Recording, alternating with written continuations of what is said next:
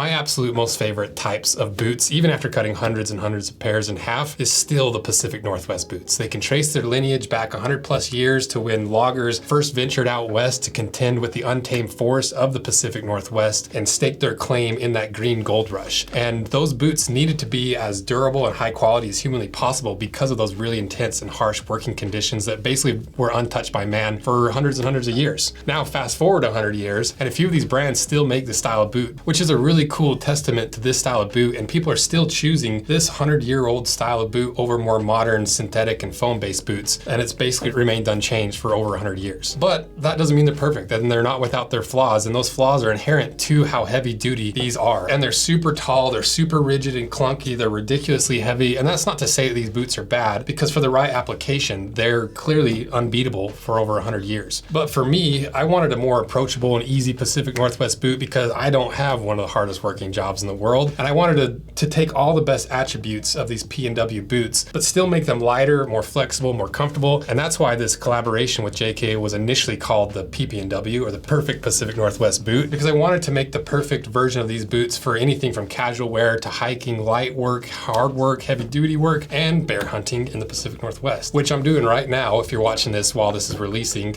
I'm up in the Pacific Northwest in a pair of these trying to track down a bear. So what is this boot? Well, the brand is JK. It's a collaboration I'm doing with JK. The style is the Bear Slayers, and this is the Grizzly colorway, so Grizzly Bear Slayers. They weigh 2 pounds, 10 ounces. They retail for $650. They're made in Spokane, Washington, USA. The positioning is basically this whole video, but there's only 500 available, so if you're watching this and they're already sold out, you can get on the limited edition email list, which will get you early access on the next drop so you don't miss out. Also, all your sizing information, everything you need to know to order. There might be some other colors coming out, like maybe some black Bear Slayers, maybe some Kodiak Bear Slayers. So if you do want a pair of these, check them out below. If they're sold out, get on that email list. So how did I try to make the PP&W, or my perfect bear hunting boot? Well, let's start with the issue of this style where the boot uppers are super rigid and super hard to break in. Well, for bear hunting, I still wanted some of the structure and the rigidity, because sometimes we're walking on logging roads that are really easy for miles and miles. Other times we're off fighting through the fallen trees and the really thick tick-infested brush. So I wanted to balance that structure and the flexibility. So how did we do that? By using bison leather. This stuff is absolutely crazy. I love this leather because it's just as thick as these other leathers that JK uses. It's still 3.5 millimeters thick. Most boots are anywhere from 2 to 2.5 millimeters thick, but it's significantly more flexible and malleable because this is shrunken bison. It doesn't look like it from the outside because we did the flesh out, so it looks like bear fur,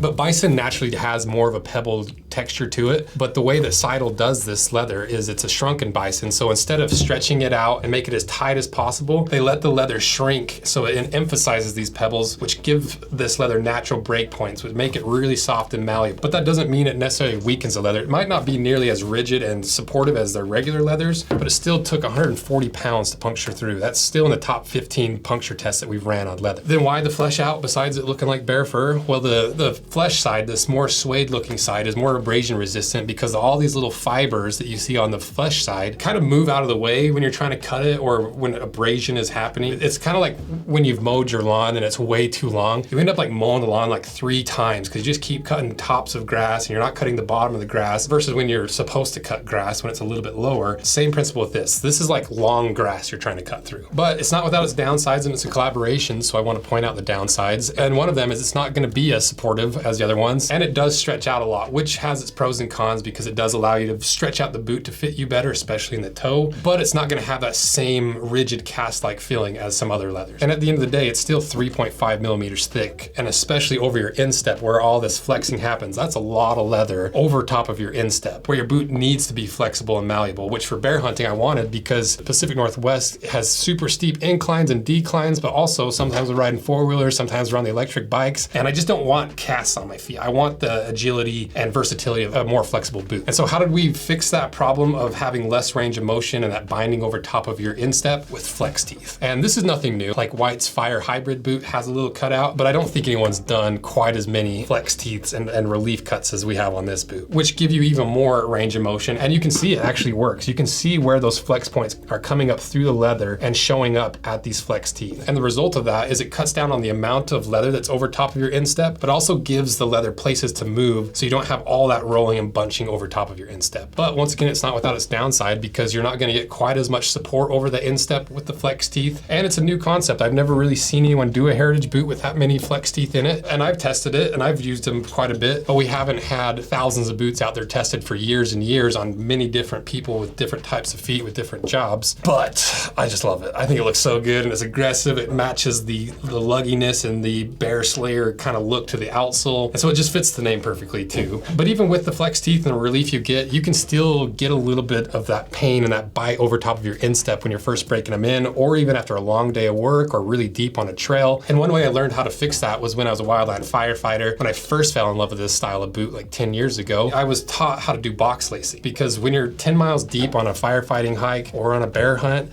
and you start getting that pain, you have to fix it. You don't really have a choice, because if you get tons of blisters over your instep, you're out for the next couple days. So basically what you do is you unlace the boot down below the eyelets, and then you relace it by skipping one of the eyelets and creating a box-like shape to alleviate all that pressure over top of your instep while still keeping the boot tight on your foot. Problem with doing that is it's a huge pain to unlace your boots, especially out on a trail. Not only do you have to untie them and undo the speed hooks, but you actually have to undo the laces. Not that big of a deal, but it is still a pain. And so I thought I came up with a brilliant idea of how to fix this, but then we realized that the Germans did it in the 80s. But we call it the box lacing system, where we alternated eyelet, speed hook, eyelet, so that all you have to do to get this box lace is undo your speed hooks. And when you get to that first eyelet, you just take the slack, pull off from the speed hooks in between the eyelets, cinch that up, and then relace it up. Then if you did it right, you can take up all that slack by lacing it up to the top speed hook, where usually it's an eyelet that most people never even use. But what are the downsides of this? Well, some people are still gonna have to retie them because of ankle and instep combinations. It's not gonna take up all the slack, still easier than relacing it, but some people are gonna have to retie it. And when it is box laced, you do have more possibility of dirt and grime getting into the inside of the boot, but it is fully gusseted. And so it's just in the gusset and you just dump it out at the end of the day. But what about the other issue that's common with this style of boot being super heavy and ridiculously rigid? Because for me, when I'm bear hunting, if we do accidentally stumble across the grizz, I need to be able to outrun my little brother so that I can live. And JK Boots has already solved that problem to a pretty good degree with their OT boot. And that's why, for me, it's my favorite Pacific Northwest boot. And the way it works is, instead of a full-length leather midsole that you can see in this JK Super Duty, it runs all the way through, you can see it on the outside. With the OT boot, you have that same layer, but it's tapered down to a point and feathered down, so you don't have all that rigidity in the toe, but you still get the stability in the heel, so that you can do this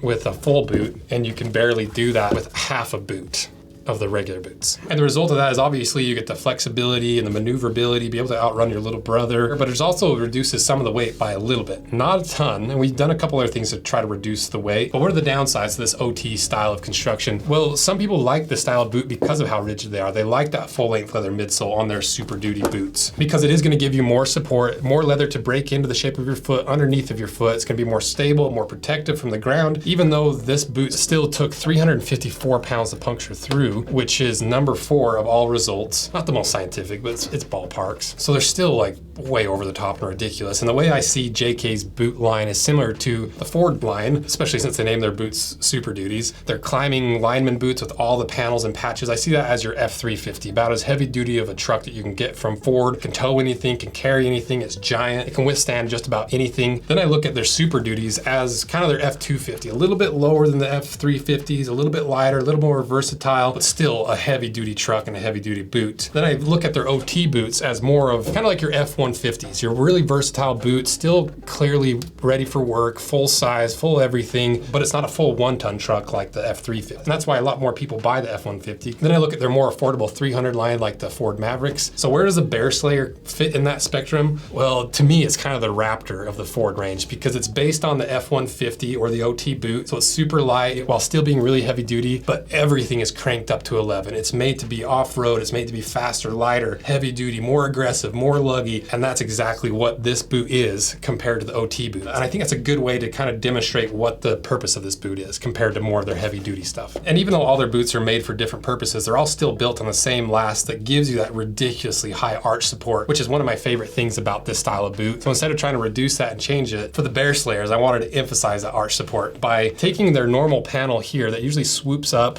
and gets out of the way of your foot, and on the inside where you need that arch support, we took inspiration from a World War I Canadian titanium boot where their panel drops straight down. And so what that does is it creates an extra panel so that when you tie these, it pulls out a little bit tighter, gives you a little bit more arch support, and it really just hugs your arch. It's like a little bear hug for your arch. And especially where on the inside, where I'll show you when we get it cut in half, you still have this panel on the inside. It builds up that arch support on top of the arch support that you get from this really aggressive last that they build their boots on. And I just like the asymmetry of it. I like the functionality of it. But there is still downsides to it because not everybody likes that really heavy arch support. And it is a rite of passage to break this kind of boot in to a point where you actually really start to feel the comfort from all that leather and all the arch support. It's gonna take a few weeks of pretty heavy use to get them to shape to the shape of your foot. But once they are, it feels like you're putting your hand in a really well-worn pair of work gloves or an old baseball mitt where your foot just kind of snaps into place because all that leather has shaped around your foot and especially under your foot, giving you that footprint. But it is something you have to earn. You have to pay the price to get that kind of fit and that comfort. And one thing we try to do to improve the comfort of this style of boot, especially underfoot, is the outsole, because we are using the Honey Vibram outsole, which we chose not just because bears love honey, but because where we hunt, it's very similar terrain to what loggers and firefighters are in all day, every day. And they use basically the black version of this outsole that's a little bit harder at a 75 Shore A. This comes in at a 60 Shore A. So it's gonna be a little more grippy, it's gonna be a little bit more soft underfoot, but the downside of it is it does wear down faster than the black version of that outsole, but still you get quite a bit of life out of it. But for a little spot and stock hunting, I wanted just a little more squish and comfort compared to the harder black outsole. And then really the last thing we changed about this boot was the height, because most JK boots are 8+ inches tall. So I wanted to make them just a little bit shorter to reduce some of the weight, to add a little bit of comfort while still giving you the protection and keeping jumps from getting to the inside of your boots. So we ended up going at 7 inches because to me that balances that height perfectly, because you have not just the 3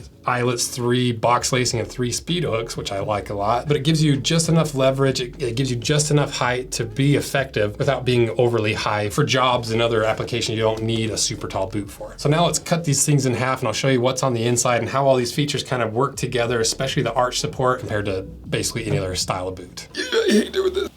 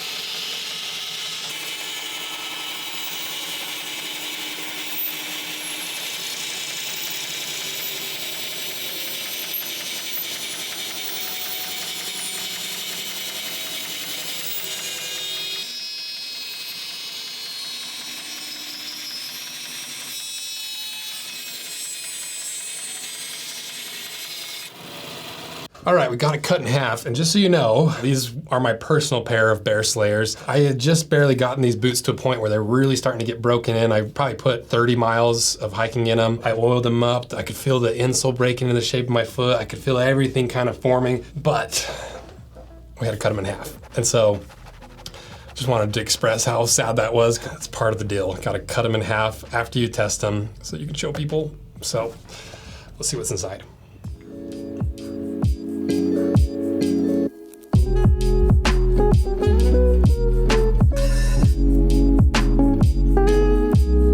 So I've also got to break in a brand new pair over the bear hunt. So I'll be documenting that and showing everybody while I'm on the bear hunt, probably while you're watching this. But now you can really see what I meant by this arch support. And you can see how, especially on this side, how that vamp still goes all the way to the inside. So right here where it's hugging your arch, you have like the 3.5 millimeters of bison, another 3.5 millimeters of bison, and another millimeter of this lining leather. So that's like 8 millimeters of leather gripping your arch. And you can feel a difference. It's kind of crazy how much it cradles your foot. And you can also see all the little hidden layers on the inside that you can't see from the outside, like this ridiculously thick counter. I honestly wish these were just a little bit thinner. But you can see that 6mm veg tan leather insole that I was talking about shaping perfectly to the shape of my foot. You can see where my big toe was, ball of my foot breaking it in, kind of sad. Then underneath that, you can see this black line of filler leather that fills up that void caused by that upper being wrapped underneath. Then below that, you've got that feathered down leather midsole we talked about. That's also about 6mm thick, and then a 3.5mm rubber slip sole. So even still, even though you've removed a layer, you've still got like an inch of material underneath of your foot. And so now that we've seen everything and you've seen all the internal guts, did we pull it off? Is this the perfect Pacific Northwest boot? Is this my perfect bear hunting boot? I think it's about as close to a perfect Pacific Northwest boot as anyone has made, while still maintaining all the best attributes of this style of boot. But also I designed it and it's built for me, so take that with a grain of salt. But I'm really happy with the result. I like the way it feels. I love how it cradles my arch and it has all these features while still being flexible with the box lacing and the flex teeth, the OT style construction. So I love it, but it's not without its downsides, because anytime you take something to the most extreme, there's always gonna be trade-offs. Like the weight, these are still really heavy boots, even though we reduced some of the weight. And even though when these are really broken in, there's still hard leather and hard rubber underneath your foot. Compared to a really, really soft and light foam-based boot, they're just completely different things. And those foam boots are always gonna be squishier and softer underfoot. But at the same time, those softer, squishy boots don't have the stability and rigidity of these boots. So it's a trade-off. The break-in is still gonna be ridiculously hard, even with all these features in the leather, because that's just how these boots are. Unfortunately, JK has super wide options. So if you do get a pair of these, don't be afraid to go wide if you like wide boots. And we also put a sizing guide in the links below. And maybe finally, these are pricey boots. They're twice the price of most other hiking boots. And that's because they're made in the United States and they're about as handmade as you get. And that costs a lot of money. And on top of that, these are gonna be a pain for JK to make, especially the team that's actually sewing all this, has to sew around the flex teeth and just keep these panels asymmetrical without sewing the wrong one on the wrong side of the boot, sewing these extra panels. So huge shout out to Tim at JK for being willing to make this boot, especially the production team being willing to make 500 of these, because this is my most favorite thing to do with the business right now. I love taking all of these time-honored types of boots and infusing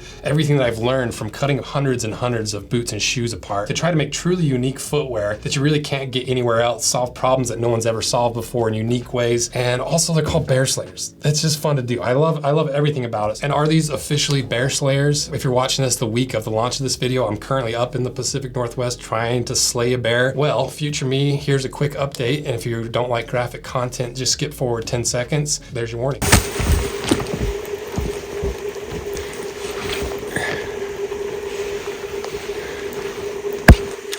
Switch it now. So clearly, proof of concept. I slayed the bear in them. These are officially now christened the Bear Slayers. So thank you guys for supporting these. It's a huge part of how we're able to afford to cut brand new stuff apart every single week. And it's what's helped us get this business to where it's at today and where we're headed in the future. So if you want a pair of these, check them out below. If they're sold out, sign up for the limited edition email list so you can get early access for the next drop. So thank you guys for everything you do and checking out the Bear Slayers. It's so fun. So thank you guys. See ya. It opens up. I think it's